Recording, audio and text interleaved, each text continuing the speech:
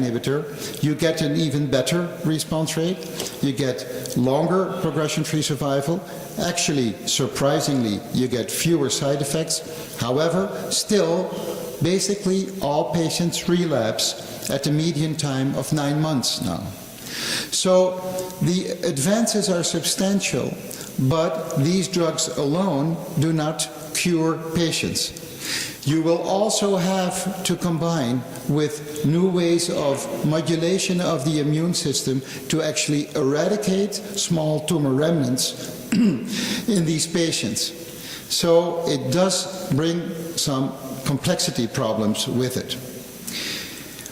While we are thinking only in these pathways, we must realize that reality is even more complex, and that in a cancer cell you may have a cluster of genes that are all mutated and are all playing a role in being the engine of the cancer cell.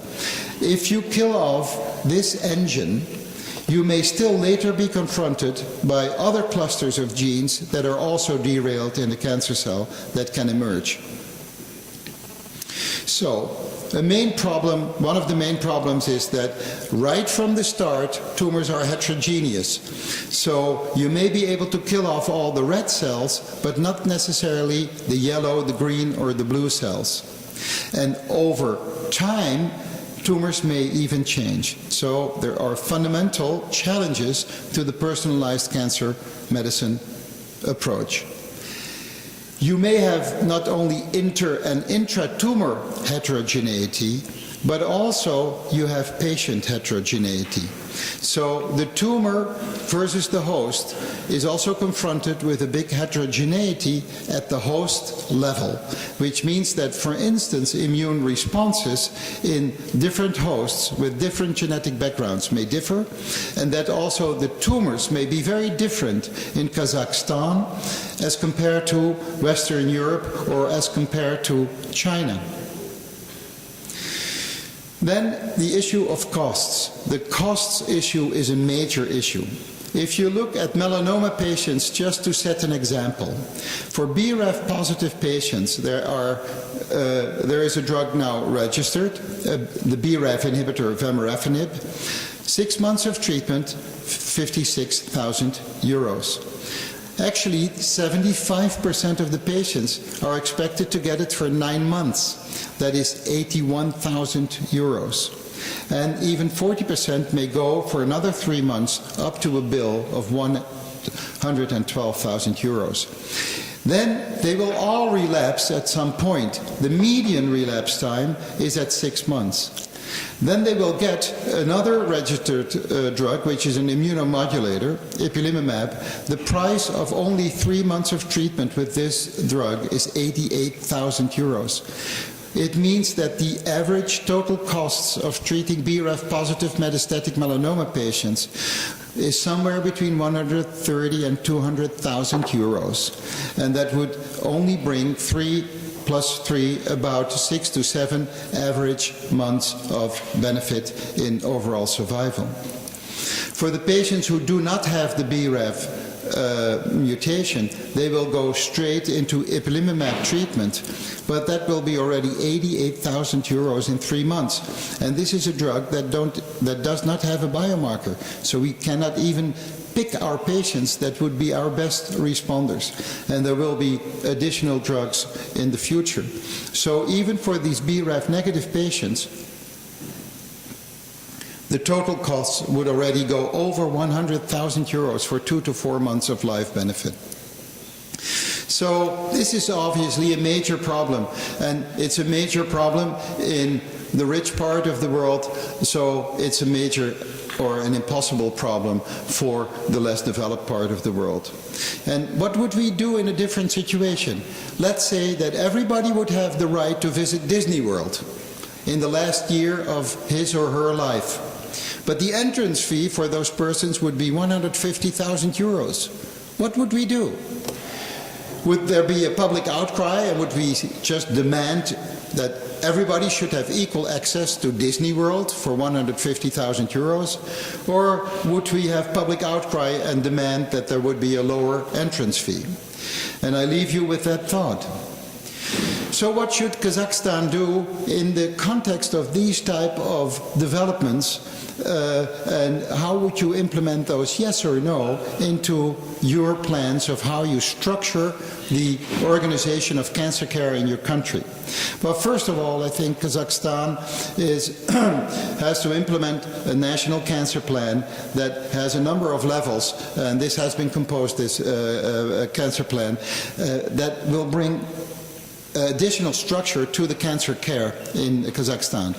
At the 0 level, you need to be strong in a public health program and find out and understand the demographics of cancer in Kazakhstan.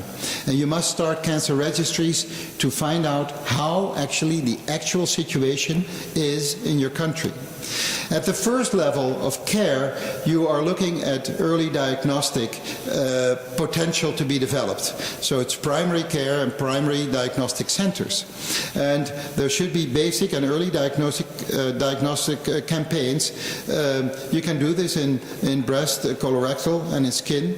It will lead to education, and there's a lot of education that should be involved and awareness. But in their national cancer program, they have dedicated early diagnosis programs, campaigns for breast, colorectal, cervical cancer.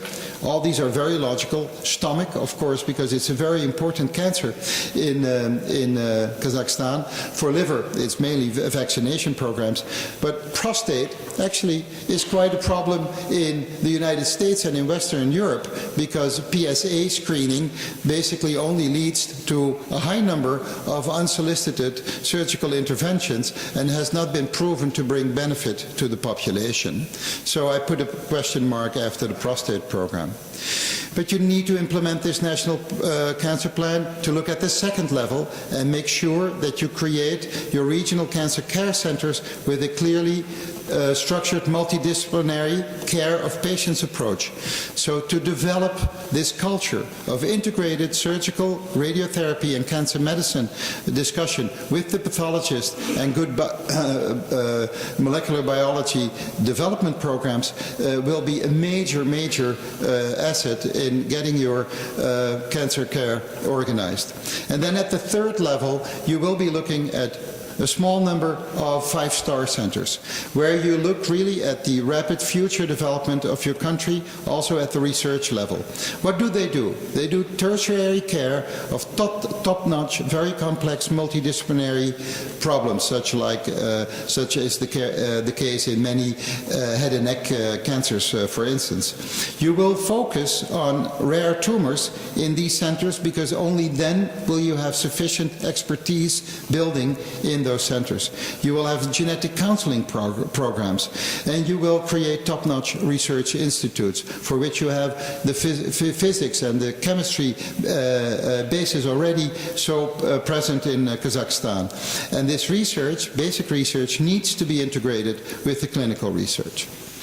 And then, of course, you should have specific campaigns and develop a molecular diagnostic program to characterize your cancers in Kazakhstan, to know what type of disease you're actually dealing with. And, of course, your public campaigns that lead to awareness.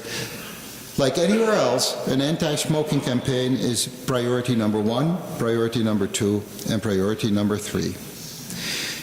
I thank you for inviting me to this conference. I think it's a very interesting and very important conference.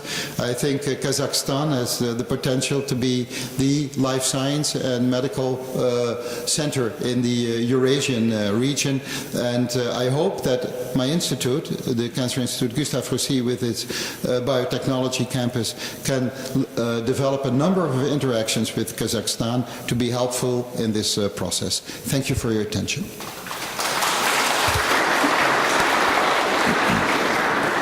Большое спасибо, доктор Егерман, за интересный содержательный доклад. Позвольте представить вашему вниманию господина Джорджа Шмидта, директор регионального офиса CDC в Центральной Азии. Тема выступления – использование доказательного и экономического подходов в понятии решений в области общественного здравоохранения. Пожалуйста.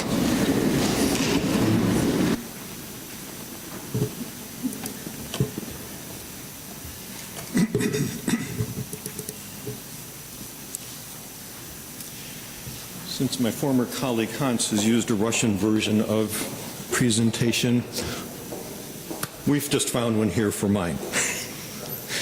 Like the previous speakers, I'm delighted to be here this morning with you and with a very notable group of speakers, and I appreciate very much the chance to address you. My remarks today focus on the use of evidence and economics in public health decision-making in Central Asia, including Kazakhstan. Rather than talk about macroeconomics, I'm going to give you a personal microeconomics view based upon my 2 years here in Central Asia, from the view of what happens at the patient individual program level, as it's this level that I mostly work in and understand. So this is a view from the bottom up instead of from the top down.